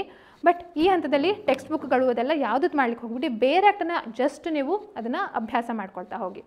ಹಾಗೆ how many case law should I memorise in this short time. ಆ ಕೇಸ್ ಲಾಸ್ಗಳು ಅದಕ್ಕೆ ಅಂತಲೇ ತುಂಬ ಪ್ರಜ್ಞಾಪೂರ್ವಕವಾಗಿ ಮಾಡ್ತಾ ಹೋಗಬೇಡಿ. ಈಗ ಸದ್ಯಕ್ಕೆ ಬೇರೆ ಆ್ಯಕ್ಟನ್ನು ಓದಿ. ಬೇರೆ ಆ್ಯಕ್ಟಲ್ಲಿ ಕೆಲವೊಂದು ಅಲ್ಲೇ ಈಗ IPC ಕೆಲವೊಂದು ಕಡೆ ಕೇಸ್ ಲಾಸ್ಗಳನ್ನ ಕೊಟ್ಟಿರ್ತಾರೆ, ಇಲ್ವಾ ನೀವು MCQ ಸಾಲ್ವ್ ಮಾಡುವ ಕೇಸ್ ಲಾಸ್ಗಳು ಸಿಗ್ತವೆ. ಹೆಚ್ಚಂದರೆ ಕಾನ್ಸ್ಟಿಟ್ಯೂಷನಲ್ಲಿ ಹೆಚ್ಚು ಕೇಸ್ ಲಾಸ್ಗಳಿವೆ. ಅದಕ್ಕೆ ಒಂದು ಸಪ್ರೇಟ್ ದಿನನೇ ಇಟ್ಕೊಂಡು ಕೇಸ್ ಲಾಸ್ಗಳನ್ನು ಓದಿ. ಪ್ರತಿಯೊಂದು ಫಂಡಮೆಂಟಲ್ ರೈಟ್ಸು ಕೂಡ ಒಂದು ಲೈಕ್ 5-6 ಫಂಡಮೆಂಟಲ್ ರೈಟ್ಸ್ ಅಂತೂ ಇಂಪಾರ್ಟೆಂಟ್ ಆಗುತ್ತೆ. ಬೇರೆದಕ್ಕೆಲ್ಲ ನಾನು ಅಷ್ಟು ಹೇಳೋದಿಲ್ಲ. IPC ಕೆಲವೊಂದು ಕೇಸ್ ಲಾಸ್ಗಳು ಇಂಪಾರ್ಟೆಂಟ್ ಆಗ್ತವೆ. CRPC ಕೂಡ ಒಂದು 7-8 ಒಂದು 10 ಅಂತ ಹೇಳ್ಬೋದು ಒಂದೊಂದು ಆ್ಯಕ್ಟಲ್ಲಿ. ಈ ಶಾರ್ಟ್ ಟೈಮಲ್ಲಿ ನಾನು ಹೇಳ್ತಾ ಇರುವಂಥದ್ದು, ಶಾರ್ಟ್ ಟೈಮಲ್ಲಿ ಪ್ರತಿಯೊಂದು ಆ್ಯಕ್ಟಿಗೂ ಒಂದು 10 ತುಂಬ ಟಾಪ್ ಕೇಸ್ ಲಾಸ್ಗಳನ್ನು ಒಂದು ಮೆಮರೈಸ್ ಮಾಡಿಕೊಂಡ್ರೆ ಸಾಕಾಗತ್ತೆ. ಕೇಸ್ ಲಾಸ್ ಅಂತ ಬಂದಾಗ ಇಲ್ಲಿಸ್ಟ್ರೇಷನ್ಸ್ಗಳಂತಲೂ ನಾನು ಹೇಳಲಿಕ್ಕೆ ಇಷ್ಟಪಡ್ತೇನೆ. ಇಲ್ಲಿಸ್ಟ್ರೇಷನ್ಗಳಾದರೆ ನೀವು ಓದ್ಕೊಂಡ್ರೆ ಒಳ್ಳೆಯದು. ಬೇರೆ ಆ್ಯಕ್ಟಲ್ಲೇ ಕೊಟ್ಟಿರ್ತಾರೆ ಇಲ್ಲಿಸ್ಟ್ರೇಷನ್ಸ್ಗಳು, ಅದನ್ನು ಎಷ್ಟು ನೀವು ಓದ್ತಿರೋ, ಇಲ್ಲಿಸ್ಟ್ರೇಷನ್ನ ಡೈರೆಕ್ಟ್ ಕೇಳ್ತಾರೆ. ಈಗ ಕೇಸ್ ಲಾಸ್ ಆದರೂ ನಮ್ಗೆ ಗೊತ್ತಿರೋದಿಲ್ಲ, ಕೇಳ್ತಾರಾ ಇಲ್ವಾ ಅಂತ ತುಂಬ ಇರುತ್ತೆ. ಬಟ್ ಇಲ್ಲಿಸ್ಟ್ರೇಷನ್ಸ್ಗಳಾದರೆ ನಮಗೆ ಎಕ್ಸಾಕ್ಟ್ಲಿ ಈಗ ಕಲ್ಪಬಲ್ ಹೋಮಿಸೈಡ್, ಮರ್ಡರ್, ಥೆಫ್ಟ್ ಈ ಥರಕ್ಕೆ ಸಂಬಂಧಪಟ್ಟ ಎಷ್ಟೋ ಇಲ್ಲಿಸ್ಟ್ರೇಷನ್ಗಳನ್ನು ಕೇಳಿದ್ದಾರೆ. ಇವನ್ CPC ಇರುವಂಥದ್ದು, ಸೆಟ್ ಆಫಲ್ಲಿ ಬರುವಂಥದ್ದು ಅದೆಲ್ಲ ಕೂಡ ಕೇಳಿದ್ದಾರೆ. ಸೊ ಇಲ್ಲಿಸ್ಟ್ರೇಷನ್ಗಳ ಮೇಲೆ ಹೆಚ್ಚು ಕಾನ್ಸಂಟ್ರೇಟ್ ಮಾಡಿ. ಅದು ಪ್ಯೂರ್ ಬೇರೆ ಆ್ಯಕ್ಟಲ್ಲೇ ಇರುವಂಥದ್ದು. ಸೊ ನಿಮಗೆ ಬೇರೆ ಆ್ಯಕ್ಟ್ ನೋಡಿ ನಿಜ ಖುಷಿಯಾಗಬೇಕು. ಇಟ್ ಈಸ್ ನಾಟ್ ತುಂಬ ಪೇಜಸ್ಗಳು ನಿಮ್ಗೆ ಕಾಣೋದಿಲ್ಲ, ಅದರಲ್ಲಿ ಬಹಳ ಚಿಕ್ಕ ಚಿಕ್ಕ ಆ್ಯಕ್ಟ್ಗಳ ಥರ ಕಾಣ್ತವೆ ಟೆಕ್ಸ್ಟ್ ಬುಕ್ಕನ್ನ ಕಂಪೇರ್ ಮಾಡಿದರೆ. ಸೊ ಹಾಗೆ ನಿಮ್ಮ ಮನಸ್ಸನ್ನು ಬದಲಾವಣೆ ಮಾಡ್ಕೊಳ್ಳಿ. ಇಷ್ಟೇ ಓದಲಿಕ್ಕೆ ಇರೋದು, ದಿನಕ್ಕೆ ಒಂದು 3 ಪೇಜ್ ಓದ್ತೇನೆ ಅಂತ ಹಾಗೆ ತಿಳ್ಕೊಂಡು ಸಾಕಾಗುತ್ತೆ. ಟೈಮು ನೀವು ಆ ಆ್ಯಕ್ಟನ್ನು ಕವರ್ ಮಾಡಲಿಕ್ಕೆ ಸಾಕಾಗತ್ತೆ. ಅಥವಾ ದಿನಕ್ಕೆ ಒಂದು 1ರಿಂದ 50 ಸೆಕ್ಷನ್ಗಳನ್ನು ಕವರ್ ಮಾಡ್ತೇನೆ ಅಂತ ಅಂದ್ಕೊಳ್ಳಿ. ಪ್ರತಿ ಸೆಕ್ಷನು ಓದಬೇಕಂತ ಇಲ್ಲ, ಬಟ್ ಅದರಲ್ಲಿ ಇಂಡೆಕ್ಸನ್ನು ನೋಡಿದಾಗ ನಿಮ್ಗೆ ಗೊತ್ತಾಗತ್ತೆ. ಇಂಡೆಕ್ಸನ್ನು ಓದ್ಕೊಂಡು ಅಭ್ಯಾಸ ಮಾಡೋದು ಕಲ್ತ್ಕೊಳ್ಳಿ. ಆವಾಗ ಒಂದು ಟೈಮ್ ಫ್ರೇಮ್ ಇಟ್ಕೊಳ್ಳಿ. ಒಂದು 50 ಸೆಕ್ಷನ್ಗಳನ್ನು ನಾನು ಇವತ್ತು 2 ಗಂಟೆಯಲ್ಲಿ ಓದಿ ಮುಗಿಸ್ತೇನೆ ಅಂತ ಹೇಳಿ ಇಟ್ಕೊಳ್ಳಿ. ಸೊ ಆವಾಗ ಆಟೋಮೆಟಿಕಲಿ ನಿಮಗೆ ಅಂದರೆ ಗ್ರ್ಯಾಜುಲಿ ಆ ಟೈಮ್ ಫ್ರೇಮಲ್ಲಿ ಓದೋದು ಅಭ್ಯಾಸ ಆಗುತ್ತೆ. ಹಾಗೆ ಹೌ ಡು ಐ ರಿವೈಸ್ ಬೇರ್ ಆ್ಯಕ್ಟ್ಸ್ ಕ್ವಿಕ್ಲಿ. ಸೊ ಈಗ ನಾನು ಹೇಳ್ದಲ್ಲ ಅದೇ ರೀತಿ, ಅಂದರೆ ದಿನಕ್ಕೆ ಇಷ್ಟು ಸೆಕ್ಷನ್ಸ್ಗಳು, ನಾನು ಒಂದು ಬ್ರಾಡಾಗಿ ನಂಬರ್ ಹೇಳ್ತಾ ಇರುವಂಥದ್ದು 50 ಸೆಕ್ಷನ್ಸ್ ಅಂತ ಹೇಳಿ. ಎಲ್ಲದರಲ್ಲೂ ಹಾಗೆ ಮಾಡ್ಲಿಕ್ಕೆ ಸಾಧ್ಯ ಇಲ್ಲ. ಈಗ TP ಆ್ಯಕ್ಟಲ್ಲಿ, ಕಾಂಟ್ರಾಕ್ಟ್ ಆ್ಯಕ್ಟಲ್ಲೆಲ್ಲ ಚಿಕ್ಕ ಚಿಕ್ಕ ಸೆಕ್ಷನ್ಸ್ಗಳು, ದಿನಕ್ಕೆ ನೀವು 100 ಸೆಕ್ಷನ್ಗಳನ್ನು ಕೂಡ ಕವರ್ ಮಾಡ್ಬೋದು ತುಂಬ ಸೀರಿಯಸ್ ಆಗಿ ಓದ್ತೀರಿ ಅಂತ ಆದರೆ. ಬಟ್ ಈಗ CPCಲೆಲ್ಲ ಆದರೆ ಆರ್ಡರ್ಸ್ಗಳು ಕೂಡ ಇವೆ, ರೂಲ್ಸ್ಗಳು ಕೂಡ ಇವೆ. ಅಂದರೆ ಅದರದ್ದು ಇದೇ ಬೇರೆ, ಫಾರ್ಮೆಟೇ ಬೇರೆ, ಸ್ಟ್ರಕ್ಚರೇ ಬೇರೆ. ಬಟ್ ಒಂದು ಎಕ್ಸಾಂಪಲ್ಗೆ 50 ಸೆಕ್ಷನ್ಗಳನ್ನು ನೀವು ಓದ್ತಿದ್ದೀರಿ ಅಂತ ಹೇಳೋದಾದರೆ ಒಂದು ಗಂಟೆ 2 ಗಂಟೆ ಅದೇ ನಾನು ಹೇಳಿದ್ದು 50ರಿಂದ 50 ಸೆಕ್ಷನ್ಗಳು ಓದಬೇಕಂತಲ್ಲ. 50 ಸೆಕ್ಷನ್ಗಳಲ್ಲಿ ಒಂದು ಹೆಚ್ಚಂದರೆ 10 ಸೆಕ್ಷನ್ಗಳು ಇಂಪಾರ್ಟೆಂಟ್ ಆಗಿರ್ತವೆ. ಆ 10 ಸೆಕ್ಷನ್ಗಳನ್ನು ಓದುವಾಗ ಮಾತ್ರ ಯು ಪೇ ಫುಲ್ ಕಾನ್ಸಂಟ್ರೇಷನ್ನು. ಒಂದು ಸೆಕ್ಷನ್ ಓದಿದ್ರು ಸಹ ಫುಲ್ ಕಾನ್ಸಂಟ್ರೇಷನ್ನಿಂದ ಆ ನೋಟ್ಸು, ಅದರ ಇಂಗ್ರೀಡಿಯೆಂಟ್ಸು, ಅದರದ್ದು ಎಕ್ಸೆಪ್ಷನ್ಸ್ ಮೇಲೆ ತುಂಬ ಕ್ವಶನ್ ಕೇಳ್ತಾರೆ, ಅದರ ಬಗ್ಗೆ ಮಹತ್ವ ಜಾಸ್ತಿ ಕೊಡಿ, ಆಯಿತಾ. ಸೊ ಇದು ಒಂದು ನಾವು ಹೇಳಿದ್ವಿ. ಹಾಗೆ ಪ್ರಾಕ್ಟೀಸ್ ಮತ್ತು ಮಾಕ್ ಟೆಸ್ಟ್ಗೆ ಸಂಬಂಧಪಟ್ಟ ಹಾಗೆ. So how many MCQ should I solve daily basis ಹೇಳೋದಾದರೆ ನೀವು ಹೇಗೆ MCQನ ಸಾಲ್ವ್ ಮಾಡ್ತೀವಿ ಹೇಳೋದ್ರಲ್ಲಿ ಮುಖ್ಯ ಆಗುತ್ತೆ, ಆಯಿತಾ. MCQ ಈಗ ಒಂದು ಕ್ವಶನ್ ತೊಗೊಂಡು ಅದ್ರ ಮೇಲೆ ನೀವು ಬೇರೆ ಕಾನ್ಸೆಪ್ಟ್ಗಳನ್ನ ಸ್ಟಡಿ ಮಾಡ್ತೀರಿ ಅಂತಾದರೆ ಒಂದು MCQಗೆ ಅಪ್ರಾಕ್ಸಿಮೇಟ್ಲಿ ಸಾಲ್ವಿಂಗ್ ಎಲ್ಲ ತೊಗೊಂಡು ಒಂದು ½ an hour ಕೂಡ ಆಗ್ಬೋದು. ದಿಸ್ ಇಸ್ ವಾಟ್ ನನಗೆ ½ an hour ಬೇಕು ಒಂದು MCQ ತೊಗೊಂಡ್ರೆ, ಅದಕ್ಕೆ ಸಂಬಂಧಪಟ್ಟ ಸಬ್ಜೆಕ್ಟನ್ನು ತೊಗೊಂಡು ಇದು ಮಾಡ್ತಾ. ಸೊ 10ರಿಂದ 15 MCQ ಸಾಲ್ವ್ ಮಾಡೋದೇ ಹೆಚ್ಚು ಕೆಲವೊಂದು ಸಲ ದಿನದಲ್ಲಿ. ಅಥವಾ ಕೆಲವರು ಸ್ವಲ್ಪ ಮೇಲಿಂದ ಮೇಲೆ ಓದ್ತೀರಿ, ಅಲ್ವಾ. ಆವಾಗ ಒಂದು 25 ಯಾಕಂದರೆ ಆಮೇಲೆ ಆಗೋದಿಲ್ಲ, ಮೈಂಡ್ ಪ್ರೊಸೆಸ್ ಮಾಡ್ಲಿಕ್ಕೆ ಸಾಧ್ಯ ಇಲ್ಲ ಒಂದು ಹಂತದ ನಂತರ. ಸೊ 25 to 50 ಅಂತ ಇಟ್ಕೊಳ್ಳಿ, 25 to 50 MCQಗಳನ್ನು ಸಾಲ್ವ್ ದಿನ ಮಾಡ್ತೇನೆ ಅಂತ ಹೇಳುವಂಥದ್ದು. ಬಟ್ ಬರೀ ಸಾಲ್ವ್ ಅಲ್ಲ, okay, you need to conceptualise, ಆ ಕ್ಲಾರಿಟಿಯನ್ನು ಮೇಂಟೈನ್ ಮಾಡ್ತಾ ಹೋಗಬೇಕಾಗತ್ತೆ. ಬರೀ MCQ ಮಾಡಿದ್ರೆ ಅದೇ ಕ್ವಶನ್ ರಿಪೀಟ್ ಆಗೋದಿಲ್ಲ, ಯಾವಾಗಲೂ ಕಾನ್ಸೆಪ್ಟ್ಗಳು ರಿಪೀಟ್ ಆಗ್ತವೆ. ಓಕೆ, ಅದ್ರ ಮೇಲೆ ಸೆಕ್ಷನ್ಗಳು ರಿಪೀಟ್ ಆಗ್ಬೋದು. ಸೆಕ್ಷನನ್ನು ಈಗ ಒಂದು ಸಲ ಸಬ್ಸೆಕ್ಷನ್ 1 ಮೇಲೆ ಕ್ವಶನ್ ಕೇಳಿದ್ರೆ ಅದೇ ಸೆಕ್ಷನ್ನ ಸಬ್ಸೆಕ್ಷನ್ 4 ಮೇಲೆ ಇನ್ನೊಂದು ಸಲ ಕ್ವಶನ್ ಕೇಳ್ಬೋದು. ಸೊ ನೀವು ಸಬ್ಸೆಕ್ಷನ್ 1 ಕ್ವಶನ್ ಮಾತ್ರ ನೋಡ್ಕೊಂಡಿದ್ರೆ, ನಿಮಗೆ ಸೆಕ್ಷನ್ ಓದದೇ ಇದ್ದರೆ ಸಬ್ಸೆಕ್ಷನ್ 4 ಮೇಲೆ ಕ್ವಶನ್ ಬಂದರೆ ಏನು ಮಾಡ್ತೀರಿ ಅಲ್ವಾ. ಸೊ ಅದಕ್ಕೋಸ್ಕರ MCQ ಇಸ್ ಜಸ್ಟ್ ಒಂದು ಅದು ಒಂದು ಐಡೆಂಟಿಟಿಗೋಸ್ಕರ ನಮಗೆ. ಬಟ್ ಅದರ ಮುಖಾಂತರ ನಾವು ಎಷ್ಟೋ ಸೆಕ್ಷನ್ಗಳನ್ನು ಓದಬೇಕಾಗತ್ತೆ. So 25 average 25 to 50 daily solve ಮಾಡಿ ಅಂತ ಹೇಳಿ ಇದು ಮಾಡುವಂಥದ್ದು. So are previous year question papers enough for practice. ಈಗ ನಮ್ಮ ಹತ್ರ 11 ಕ್ವಶನ್ ಪೇಪರ್ಗಳಿವೆ ಕರ್ನಾಟಕದ್ದು, ಅದನ್ನು ಸಾಲ್ವ್ ಮಾಡಲೇಬೇಕು. ಬಟ್ ಅಷ್ಟೇ ಸಾಕಾಗೋದಿಲ್ಲ, you need to solve other states question paper, ಆಯಿತಾ. ಬೇರೆ ಸ್ಟೇಟ್ಗಳನ್ನ ಕ್ವಶನ್ ಪೇಪರ್ನ ಸಾಲ್ವ್ ಮಾಡಿ. ಸೊ ಈ ವರ್ಷನೇ ಒಂದು 5-6 ರಾಜ್ಯಗಳು ಆಲ್ರೆಡಿ ಕ್ವಶನ್ ಪೇಪರನ್ನು ಅಂದರೆ ನೀಡಿದ್ದಾವೆ, ಎಕ್ಸಾಮ್ ಆಗಿದೆ, ಅವುಗಳನ್ನು ಸಾಲ್ವ್ ಮಾಡಿ. ಸೊ ಅದು ಬೇಕಾದ್ರೆ ನೀವು ಲಾಸ್ಟ್ ಇಟ್ಕೊಳ್ಳಿ, ನಿಮ್ಮ ಇದನ್ನು ರಿವಿಷನ್ ಟೈಮಲ್ಲಿ, ಆ ಟೈಮಲ್ಲಿ ಸಾಲ್ವ್ ಮಾಡುವಂಥದ್ದನ್ನು ಇಟ್ಕೊಳ್ಳಿ, ಕ್ವಶನ್ ಪೇಪರ್ನ ಕಲೆಕ್ಟ್ ಮಾಡಿ ಇಟ್ಕೊಳ್ಳಿ, ಆಯಿತಾ. ನಿಮ್ಗೆ ಯಾವುದು ಸುಲಭ ಆಗುತ್ತೆ, ಕೆಲವರಿಗೆ ಮೊಬೈಲಲ್ಲಿ ನೋಡೋ ಸುಲಭ ಆಗುತ್ತೆ, ಕೆಲವರಿಗೆ ಪೇಪರ್ ಸುಲಭ ಆಗುತ್ತೆ, ಅದೇ ಫಾರ್ಮೆಟಲ್ಲಿ ರೆಡಿ ಮಾಡಿ ಇಟ್ಕೊಳ್ಳಿ. ಲಾಸ್ಟಿಗೆ ನಾನು ಮಾಡ್ಕೊಳ್ತೇನೆ, ಲಾಸ್ಟಿಗೆ ಕಲೆಕ್ಟ್ ಮಾಡ್ತೇನೆ, ಲಾಸ್ಟ್ ನನ್ನ ಫ್ರೆಂಡ್ ಹತ್ರ ಫೋನ್ ಮಾಡಿ ಕೇಳ್ತೇನೆ, ಹಾಗೆಲ್ಲ ಮಾಡ್ಲಿಕ್ಕೆ ಹೋಗಬೇಡಿ.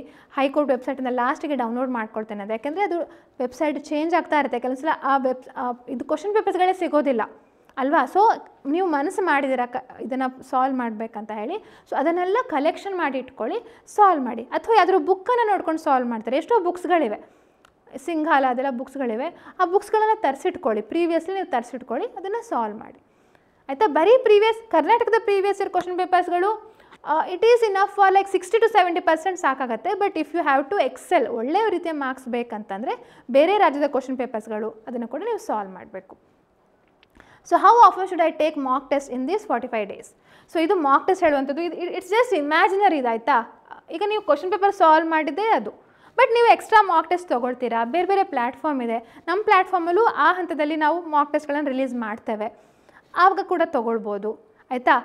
ಮಾಕ್ ಟೆಸ್ಟ್ ಯಾಕೆ ಅಂತಂದರೆ, ಈಗ ನೀವು ಆ್ಯಕ್ಚುಲಿ ಕ್ವಶನ್ ಪೇಪರ್ನೇ ಸಾಲ್ವ್ ಮಾಡ್ತೀರಿ ಅಂದರೆ this is not required. But still question ಪೇಪರ್ನ ಹೊರತುಪಡಿಸಿ ನಮಗೆ ಒಂದು ಬೇರೆ ಒಂದು ಅಪ್ರೋಚ್ ಆಗಬೇಕು, ಪ್ರಾಕ್ಟೀಸ್ ಆಗಬೇಕು, ಎಕ್ಸಾಮ್ ತರಹನ ವಾತಾವರಣ ಪ್ರಾಕ್ಟೀಸ್ ಮಾಡಬೇಕು ಅನ್ನೋದು, ಆವಾಗ ಇದು ಮಾಕ್ ಟೆಸ್ಟ್ ತುಂಬ ಒಳ್ಳೆಯದಾಗತ್ತೆ, ಮಾಡ್ಬೋದು. ಹೌ ಆಫನ್ ಅಂತ ಐ ವಾಂಟ್ ಸೇ, ಒಂದು ಮಿನಿಮಮ್ 3 ಮಾಕ್ ಟೆಸ್ಟ್ಗಳನ್ನು ಅಟೆಂಡ್ ಮಾಡಿದ್ರೆ ಸಾಕು, ಆಯಿತಾ. ಮ್ಯಾಕ್ಸಿಮಮ್ ಎಷ್ಟು ಬೇಕಾದರೂ ನಿಮಗೆ ಬಿಟ್ಟಿರುವಂಥದ್ದು, ಮಿನಿಮಮ್ 3 100 ಮಾರ್ಕ್ಸಿನ ಕಂಪ್ಲೀಟ್ ಒಂದು ಕ್ವಶನ್ ಪೇಪರನ್ನು ಸಾಲ್ವ್ ಮಾಡಿದ್ರೆ ಸಾಕಾಗತ್ತೆ. Should I focus more on accuracy or speed while practising? So ಇದು ಐ ಕಾಂಟ್ ಸೇ ಎನಿಥಿಂಗ್, ಯಾಕೆಂದರೆ ನೋಡಿ, ಅಕ್ಯುರಸಿ ಮೇನ್, ಯಾವಾಗಲೂ ಅಕ್ಯುರಸಿ ಮೇನ್. ಆದರೆ ಕೆಲವೊಂದು ಸೆಕ್ಷನ್ಗಳಿವೆ, ಅವುಗಳು ಏನು ಓದಿದ್ರೂ ಅರ್ಥ ಆಗೋದಿಲ್ಲ. ಈಗ ಉದಾಹರಣೆಗೆ TP ಆ್ಯಕ್ಟ್ ಇದೆ, TP ಆ್ಯಕ್ಟಲ್ಲಿ ಆ ಲ್ಯಾಂಗ್ವೇಜ್ ಇಟ್ಸ್ ಸೋ ಡಿಫಿಕಲ್ಟ್. ಈಗ ಬೇರೆ ಲ್ಯಾಂಗ್ವೇಜ್ ಥರ ಅಲ್ಲ, ಬೇರೆ ಆ್ಯಕ್ಟಲ್ಲಿರುವಂಥ ಲ್ಯಾಂಗ್ವೇಜ್ ಥರ ಅಲ್ಲ, ಟ್ರಾನ್ಸ್ಫರ್ ಆಫ್ ಪ್ರಾಪರ್ಟಿ ಆ್ಯಕ್ಟಲ್ಲಿ ಲ್ಯಾಂಗ್ವೇಜೇ ಬೇರೆ. ಅದು ನಾವು ಒಂದು 10 ಸಲ ಓದಿದ್ರು ಕರೆಕ್ಟ್ ಮೀನಿಂಗ್ ಏನು ಅಂತೇಳಿ ಅರ್ಥ ಮಾಡ್ಕೊಳ್ಳಿಕ್ಕೆ ಸಾಧ್ಯ ಆಗೋದಿಲ್ಲ. ಸೊ ಆದರೆ ನಾವು ಅದನ್ನೇ ಅಕ್ಯುರೇಟಾಗಿ ಓದಬೇಕು ಹೇಳೋಂಥದ್ದು ಕೂತ್ಕೊಳ್ಳಿಕ್ಕೂ ಸಾಧ್ಯ ಆಗೋದಿಲ್ಲ. ಆವಾಗ ಸ್ಪೀಡ್ ಇಸ್ ಇಂಪಾರ್ಟೆಂಟ್.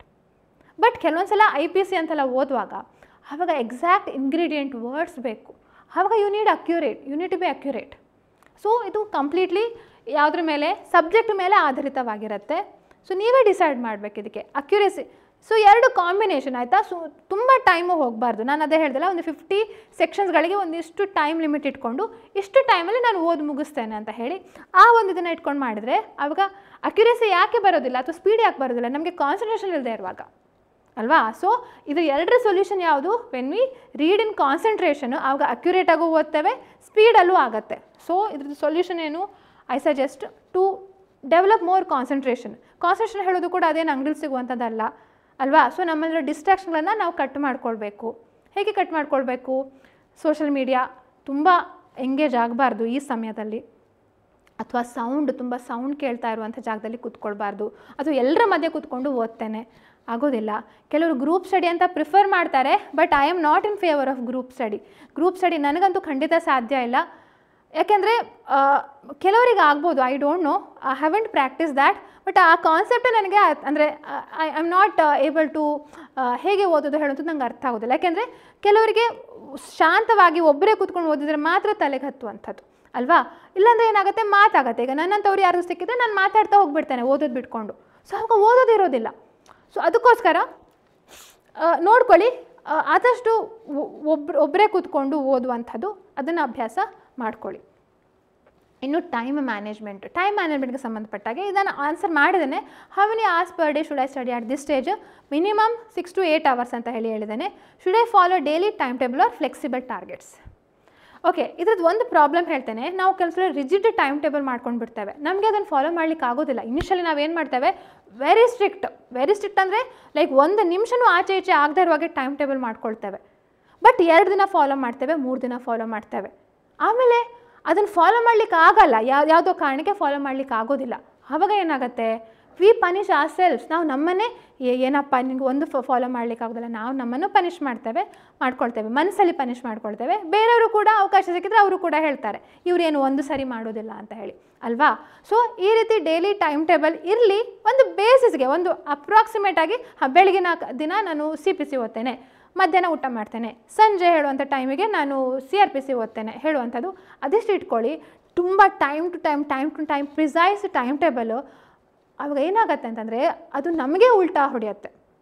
ಈ ಟೈಮಲ್ಲಿ ನಾನು ಯಾವಾಗಲೂ this is not a universal rule ಹೇಳ್ತಾ ಇಲ್ಲ, ಈ ಟೈಮಲ್ಲಿ ಯಾವುದು ನಿಮಗೆ ಸೂಕ್ತ ಆಗ್ಬೋದು, what's best suggestion I can give, ಅದನ್ನು ನಾನು ಹೇಳ್ತಿದ್ದೇನೆ ಆಯಿತಾ. ಸೊ ಅದಕ್ಕೋಸ್ಕರ ಇವ್ರು ಹೀಗೆ ಹೇಳಿದರು ಡೈಲಿ ಟೈಮ್ ಟೇಬಲ್ ಮಾಡ್ಕೊಳ್ಳೇಬಾರ್ದು ಅಂತ ಖಂಡಿತ ಅಲ್ಲ, ಫ್ಲೆಕ್ಸಿಬಲ್ ಇಟ್ಕೊಳ್ಳಿ ಆಯಿತಾ.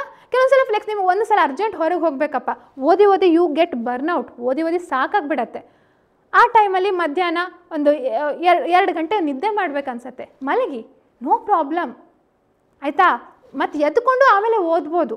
ಬಟ್ ಅದನ್ನೇ ಅಂದರೆ ಫಿಕ್ಸ್ಡ್ ಟೈಮ್ ಟೇಬಲ್ ತುಂಬ ನೀವು ನಿಗದಿ ಮಾಡಿಕೊಂಡು ಅಯ್ಯೋ 2 ತಾಸು ವೇಸ್ಟ್ ಆಗೋಯ್ತು ನಾನು ಮಲಗಿಬಿಟ್ಟೆ ಅಂತ ಹೇಳಿ ಅದಕ್ಕೆ ಆಮೇಲೆ ಇನ್ನೂ 2 ಗಂಟೆ ಕೂತ್ಕೊಂಡು ನಾವು ಪರಿತಪಿಸ್ತಾ ಇರ್ತೇವೆ. ಸೊ ಹಾಗಾಗೋದಕ್ಕಿಂತ ಲೆಟ್ ಇಟ್ ಬಿ ಫ್ಲೆಕ್ಸಿಬಲ್, ಸ್ವಲ್ಪ ಫ್ಲೆಕ್ಸಿಬಲ್ ಇರಲಿ ಟಾರ್ಗೆಟ್ಸ್ಗಳು ಆಯಿತಾ. ಸೊ ಅದು ಒಂದು ನಾನು ಹೇಳಕ್ಕೆ ಇಷ್ಟಪಡ್ತೇನೆ. ಸೊ ಯಾವತ್ತೂ ನಮ್ಮ ಮನಸ್ಸನ್ನು ನಾವು ಪನಿಷ್ ಮಾಡ್ಕೊಳ್ಳುವಾಗೆ ಆಗಬಾರ್ದು. ನೀನು ಹೀಗೆ, ಅದು ನಮ್ಮ ಸೆಲ್ಫ್ ಡೌಟ್ ಕ್ರಿಯೇಟ್ ಮಾಡುತ್ತೆ. ಅದಕ್ಕೆ ಯಾವತ್ತೂ ಅವಕಾಶ ಕೊಡಬಾರ್ದು. ನಮ್ಮದು ತಪ್ಪಿದೆಯಾ ನಾವು ಒಪ್ಕೊಳ್ಳೋಣ, ಬಟ್ ಅನವಶ್ಯಕ ಕೆಲವೊಂದು ಸಲ ನಮಗೆ ನಾವು ಬೇರೆ ಎಲ್ರಿಗೂ ನಾವು ಸಹಾನುಭೂತಿ ತೋರಿಸ್ತೇವೆ, ಆದರೆ ನಮಗೆ ನಾವು ಸಹಾನುಭೂತಿ ತೋರಿಸೋದಿಲ್ಲ. ಯಾವಾಗಲೂ ನಮ್ಮನ್ನು ನಾವು ನೀನು ಹೀಗೆ ನೀನು ಹಾಗೆ, ಅಹಂಕಾರ ಬೇರೆ, ಹಾಗಂತ ಹೇಳಿ ಇನ್ಫೀರಿಯಾರಿಟಿನೂ ಕೂಡ ಬೇರೆ, ಎರಡೂ ಬ್ಯಾಲೆನ್ಸಲ್ಲಿ ಇರಬೇಕಾಗತ್ತೆ ಅಲ್ವಾ. So how should I balance new topics versus revision? So ಇಲ್ಲಿ ಈಗ ಈ ಹಂತನೇ ಇಲ್ಲ, ನ್ಯೂ ಟಾಪಿಕ್ ಮತ್ತು ರಿವಿಷನ್ ಹೇಳುವಂಥ ಹಂತನೇ ಇಲ್ಲ. ಸೊ ನ್ಯೂ ಟಾಪಿಕ್ಸ್ ಅಂತಲ್ಲ, ನೀವೆಲ್ಲದೂ ಹೊಸದಂತಲೇ ತಿಳ್ಕೊಂಡು ಓದಿ ಆಯಿತಾ. ನಾನು ಆವಾಗಲೇ ಹೇಳಿದಾಗೆ ನಾನೊಂದು 7-8 ವರ್ಷದಿಂದ ಓದ್ತಾ ಇದ್ರು ಸಹ ಮತ್ತೆ ಈಗ ಡಿಗ್ರಿ ಅಂತ ಬಂದಾಗ I again read it again, ಅದಕ್ಕೆ ಹೊಸ ಇಂಟರ್ಪ್ರಿಟೇಷನ್ ಬರುತ್ತೆ. ಸೊ ಹಾಗಂತಲ್ಲ, ಪ್ರತಿಯೊಂದು ನ್ಯೂ ಟಾಪಿಕ್ಗೆ ಲಾಸ್ಟ್ ಅಕ್ಟೋಬರ್ ಟೈಮಿಗೆ ಮಾತ್ರ ರಿವಿಷನ್ ಕ್ವಶನ್ಗಳನ್ನು ಸೆಕ್ಷನ್ಗಳನ್ನು ಮಾತ್ರ ರಿವೈಸ್ ಮಾಡ್ತಾ ಹೋಗಿ. ಇದು ಒಂದು. ಇನ್ನೊಂದು ಇದು ಹಾಗೆ mind set and health, this is the most important which I feel. ಬೇರೆ ಎಲ್ಲದೂ ಕೂಡ ಹೇಗೋ ಅಡ್ಜಸ್ಟ್ ಆಗಿಬಿಡತ್ತೆ, ಬಟ್ ಇದು ಅಡ್ಜಸ್ಟ್ ಮಾಡ್ಕೊಳ್ಳಿಕ್ಕೆ ತುಂಬ ಕಷ್ಟ. So how should I stay consistent and avoid burnout during these 45 days?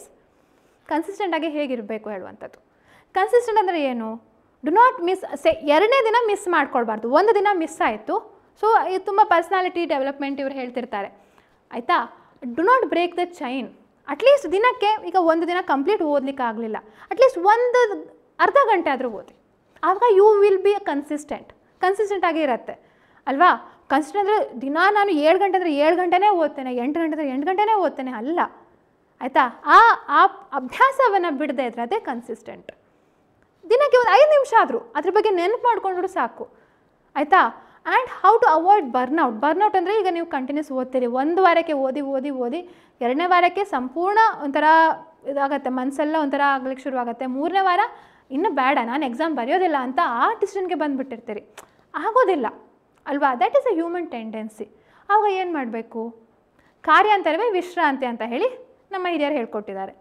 So ಏನಾಗುತ್ತೆ, ನಿಮಗೆ ಏನು ಇಷ್ಟ, you want to watch a movie, you want to speak to your friends ಹತ್ರ ಮಾತಾಡಿ, ಅಥವಾ ಯಾವ್ದಾದ್ರು ಪ್ರೋಗ್ರಾಮಿಗೆ ಹೋಗಿ, ಅಥವಾ ಟಿ ವಿ ನೋಡಿ, ನ್ಯೂಸ್ ನೋಡಿ, ನಿಮ್ಗೆ ಯಾವುದು ಇಷ್ಟ ಆಗುತ್ತೆ, ಪೇಪರ್ ಓದಿ, ಬುಕ್ಸ್ ಓದಿ, ಸೋಷಿಯಲ್ ಮೀಡಿಯಾ ಸ್ಕ್ರಾಲ್ ಮಾಡಿ, ರೀಲ್ಸ್ ನೋಡಿ, ಇಟ್ ಡಸಂಟ್ ಮ್ಯಾಟರ್ ಆಯಿತಾ. ಸೊ ಯಾವುದಕ್ಕೂ ಇದೇ ಸತ್ಯ ಅಂತ this is what I feel.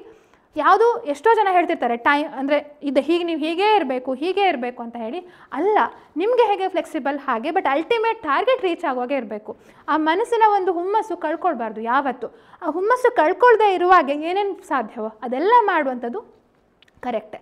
So ನಿಮಗೆ ಬರ್ನೌಟ್ ಆದರೆ ಸ್ವಲ್ಪ ಹೊತ್ತು ಮಲಗಿ, ನೋ ಪ್ರಾಬ್ಲಮ್ ಆಯಿತಾ. ಸೊ ಅದಕ್ಕೋಸ್ಕರ ನಾನು ಹೇಳಿದ್ದು flexible targets, flexible time table ಇರಬೇಕಂತ ಹೇಳಿ. ಸೊ ತುಂಬ ಸಲ ಈಗ ನಾನು ಎಷ್ಟೋ ಸಲ ನಾನು right from my 5th standard of ನಂಗೆ ಬುದ್ಧಿ ಬಂದಾಗಲಿಂದ I use to do time ಟೇಬಲನ್ನು ಮಾಡ್ತಾ ಇದ್ದೇನೆ daily I do. But follow ಮಾಡ್ತೇನಾ? ನಮ್ಮ ತಾಯಿ ಯಾವಾಗಲೂ ನಂಗೆ ತಮಾಷೆ ಮಾಡ್ತಿದ್ದಾರೆ, ಎಷ್ಟು ಸಲ ಟೈಮ್ ಟೇಬಲ್ ಮಾಡ್ತೀಯ ಅಂತ ಹೇಳಿ. But somewhere it is leading me to better days. ಅದನ್ನು ಕಂಪ್ಲೀಟ್ ಫಾಲೋ ಮಾಡ್ತೇನೆ ಅಂತಲ್ಲ, ಬಟ್ ಪ್ರತಿದಿನ ಒಂದರಿಂದ ಒಂದು ದಿನಕ್ಕೆ ಬೆಟರ್ ಆಗ್ತಾ ಹೋಗ್ತಾ ಇದೆ. Even to this day I do time table, but it is flexible. ಅದನ್ನು ಚೇಂಜ್ ಮಾಡ್ಕೊಳ್ತೇನೆ, ನನಗೆ ಹೇಗೆ ಬೇಕೋ ನನ್ನ ಅವಶ್ಯಕತೆಗೆ ತಕ್ಕ ಹಾಗೆ, ಆ ದಿನದ ಏನು ಅಗತ್ಯಗಳಿವೆ ಅದರ ತಕ್ಕ ಹಾಗೆ ನಾನು ಚೇಂಜ್ ಮಾಡ್ಕೊಳ್ತೇನೆ. ಬಟ್ ಅಲ್ಟಿಮೇಟ್ ಆ ಮೇಜರ್ ಇದು ಸೇಮ್ ಇರುತ್ತೆ. ಸೊ ಇದು ಬರ್ನೌಟ್ಗೆ ಏನೇನು ಮಾಡ್ಬೋದು ಅಂತ ಹೇಳಿ. ಸೊ ಮನಸ್ಸಿನ ಆ ಒಂದು ಏನು ಓದುವಂಥ ಹುಮ್ಮಸ್ಸಿದೆಲ್ಲ ಅದು ಕಳ್ಕೊಳ್ಳಿಕ್ಕೆ ಬಿಡಬೇಡಿ. ಅದಕ್ಕೋಸ್ಕರ whatever you want to do ಇನ್ನು ಪಾಸಿಬಲ್ ಲಿಮಿಟ್ಸ್ ಅದನ್ನು ನೀವು ಮಾಡಿ. ಹಾಗಂತ ಹೇಳಿ ಲಾಂಗ್ ಲೀವ್ ತೊಗೊಂಡು ಇದಕ್ಕೆಲ್ಲ ಹೋಗಬೇಡಿ, ಟ್ರಿಪ್ಪಿಗೆ ಹೋಗುವಂಥದ್ದು ಹಾಗೆಲ್ಲ ಮಾಡಬೇಡಿ. ಅದಾದಮೇಲೆ ಫುಲ್ ಎಕ್ಸಾಮ್ ಓದೋ ಇದೇ ಹೋಗಿಬಿಡತ್ತೆ. ಸೊ ಅರ್ಧ ದಿನ ಬ್ರೇಕ್ ಮ್ಯಾಕ್ಸಿಮಮ್ ತೊಗೊಳ್ಬೋದು.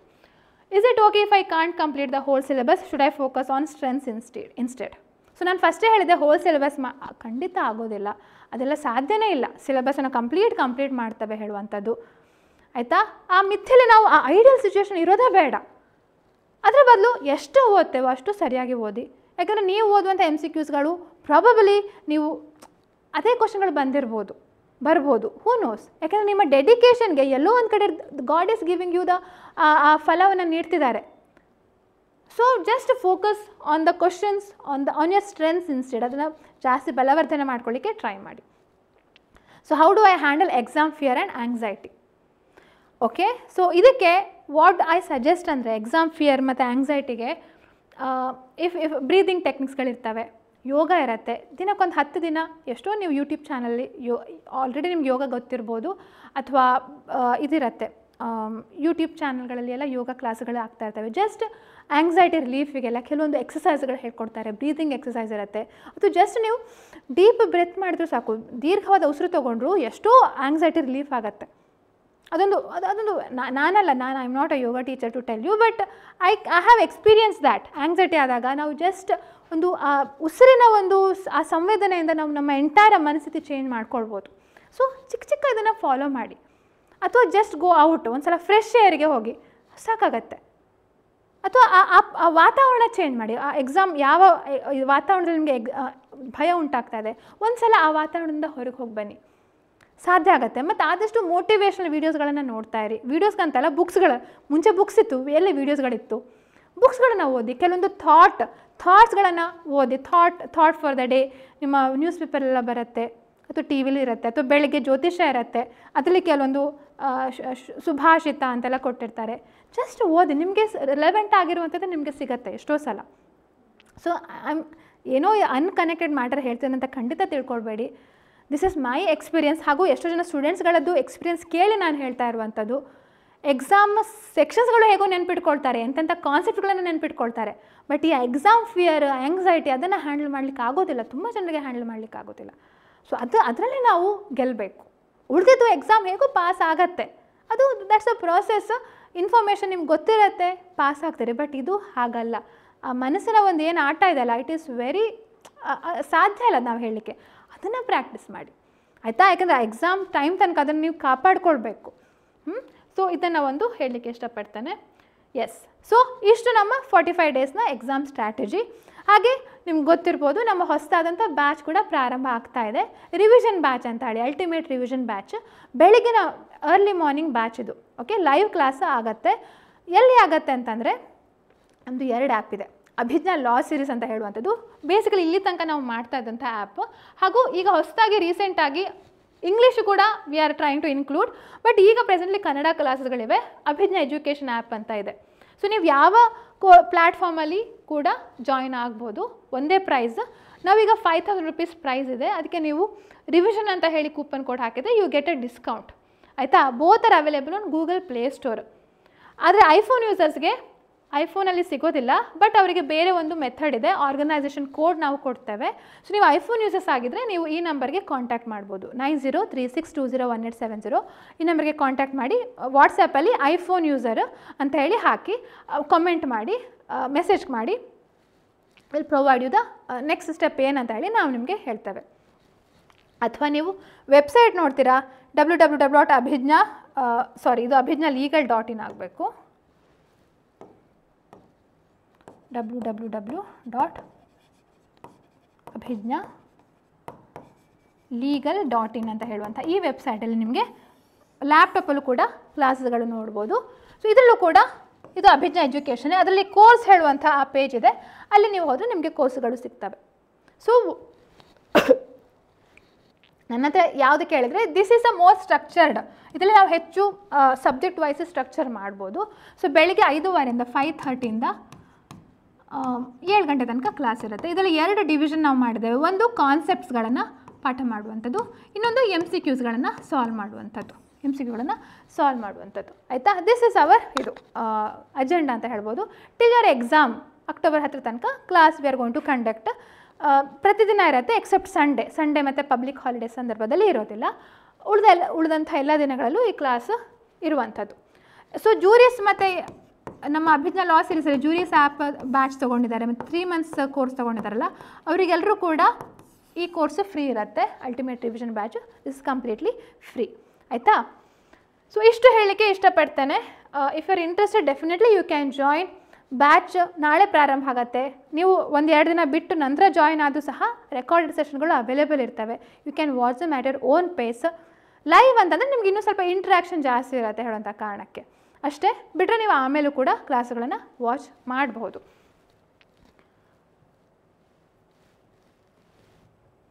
ಎಸ್, ಸೊ ಹಾಗೆ ನಮ್ಮ ಬುಕ್ಸ್ಗಳು ಕೂಡ ಅವೈಲೇಬಲ್ ಇದೆ. ಅಭಿಜ್ಞಾ ಅಮೆಝಾನಲ್ಲೂ ಕೂಡ ಅವೈಲೇಬಲ್ ಇದೆ. ಸೊ ಇದು ಅಭಿಜ್ಞಾ ಎಜುಕೇಷನ್ ಇದು ವೆಬ್ಸೈಟ್. ಇಲ್ಲಿ ಕೋರ್ಸಸ್ ಅಂತ ಹೇಳಿ ನೋಡಿದರೆ you can find already live ಕ್ಲಾಸಸ್ಗಳ ಶೆಡ್ಯೂಲ್ ಇದು ನಾವು ಕಾಣ್ಬೋದು.